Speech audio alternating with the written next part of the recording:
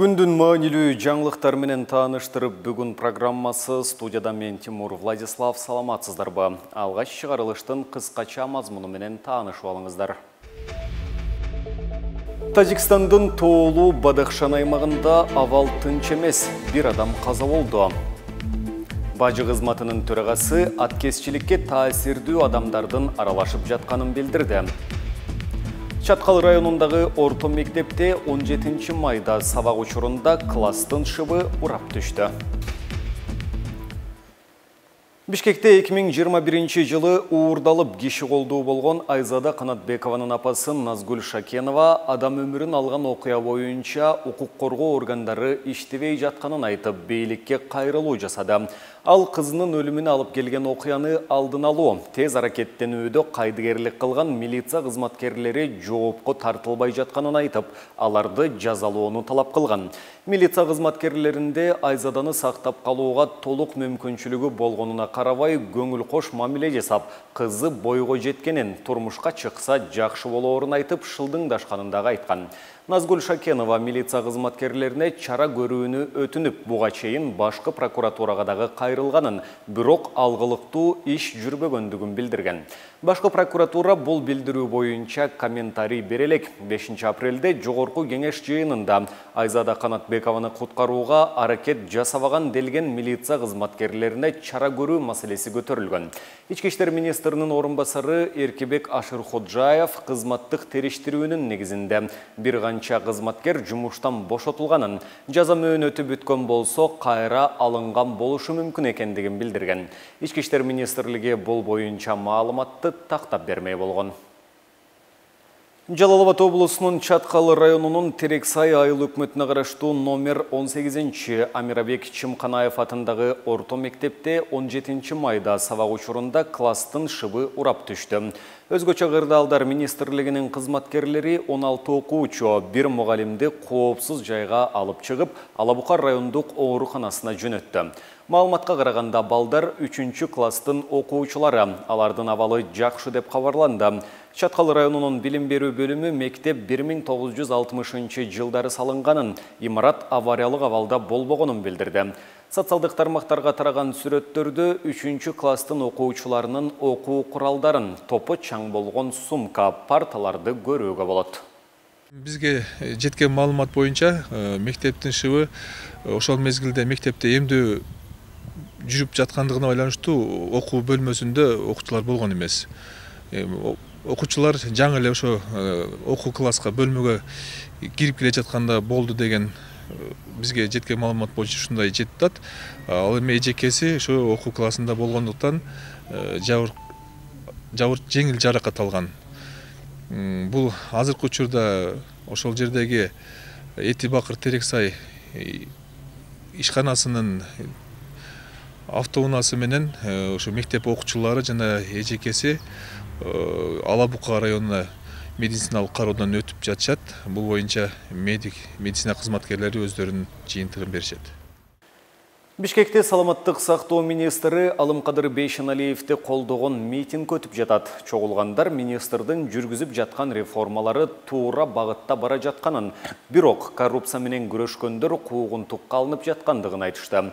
16 майда саламаттыкты сактоо министри Алымкадыр Бейшеналиевдин орун басарлары Улукбек Бектурганов, Жалалидин Рахматуллаев, Жапаркул Ташиев жана айрым башкармалыктардын жетекчилери министрдин кызматтан кетишин талап кылып, маалымат жыйын өткөрүшкөн. Саламаттыкты сактоо министри Алымкадыр Бейшеналиев улуттук коопсуздук мамлекеттик комитетине 2 жолу суракка чакыртылган. Ал өзүнө карата кысым болуп жатканын билдирүүдө. Маалыматтарга караганда министр Германияда иш сапары менен жүрөт. Тажикстандын тоолуу Бадахшан автоном облусунун борбору Хорек шаарында 16 майдагы нааразылык акциясында киши өмүрү кыйылганы белгилүү болду. Бұл маалыматты бүгін 17 майда Ички иштер министрлиги дагы растады. Кырдаал 3 күндөн бери курчуп турганы менен бийлик биринчи жолу расмий билдирүү жасады. Ички иштер министрлиги мыйзамсыз митинг уюштурду деп Бадахшандын расмий эмес лидери Маматбокир Маматбокировду айыптады.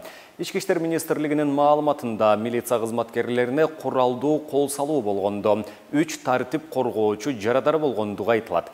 Ички иштер министрлиги чабуулга туруштук берүү маалында кол салгандардын бири 1993 жылы туулган Замир Насыршоев аттуу жергиликтүү тургун жарадар болуп, ооруканада көз жумганын билдирди.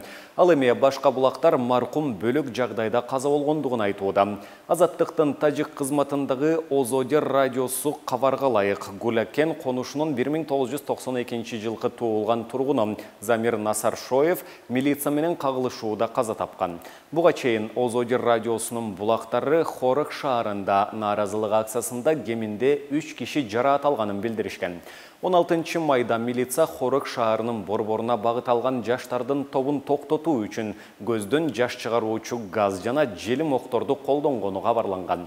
Андан мурда 14 майда Хорок шаарынын жүздөгөн тургундары митингге чыгып, Тоолу Бадахшан автоном облусунун башчысы Алишер Мирзонаботтун жана шаардын мэри Ризон Назарзоданын отставкага кетишин, шаардын борбордук бөлүгүндөгү блокпостторду алып салууну, Бадахшандын тургундарын куугун токтотууну талап кылышкан.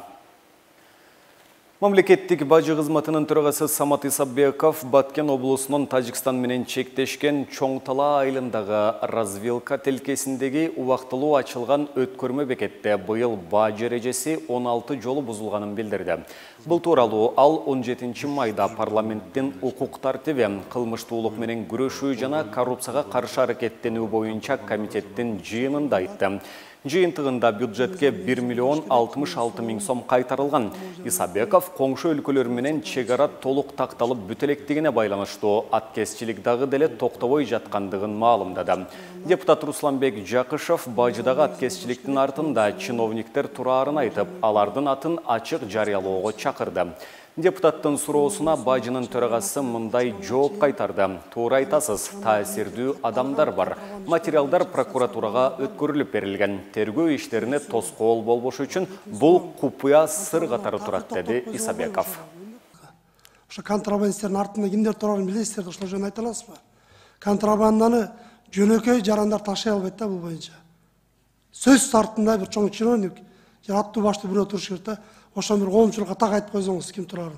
Туура айтасыз, таасирдүү адамдар бар, бирок аны баягы азыркы күндө материалдар прокуратурага өткөрүлүп берилди деп атпайбызбы? Ошонун негизинде тергөө иштеринин бүтүшүнө биз тоскоол болбошубуз керек. Ошон үчүн бул купуя сыр катары азырынча. Жана мен бир сурооңо жооп берип кетсем, ушу контрабанданы такыр оорутуу менен токтотууга эмне тоскоолдор болот? Мынакей таможня сиздер иштейсиздер, погранслужба иштейт, ГКМ иштейт, границада МВД турат, мисалы эми. Ошо эмне тоскоолдор болот? Билесиңер контрабандисттерди. Жүктүн чыгып аткандан баштап маалымат бар силерге уже. Бишкектен чыкты, Казакстандан чыкты, Кытайдан чыкты, баланча жерге келди депчи. Ошо жөнүндө бир эмне тоскоолдор болот? Толук мүнөздө бөгөт коюуга күч аракетибизди жумшап атабыз. Буга бөгөттү коюп, токтотуп коюуга толук мүмкүнчүлүгүбүз бар бүгүнкү күндө. Себеби дегенде мынакей өкмөттөн чыккан тескеменин негизинде күч түзүмдөр иштеп атат деп атпайбызбы? Бул биргелешкен, анткени баардыгы тең ушул багытта иш алып барып аткандан кийин токтотуп койгонго толук мүмкүнчүлүк бар. Азыркы күндө мен айтат элем, ошо 90%га чейин контрабанданын өтүшү толук токтолгон.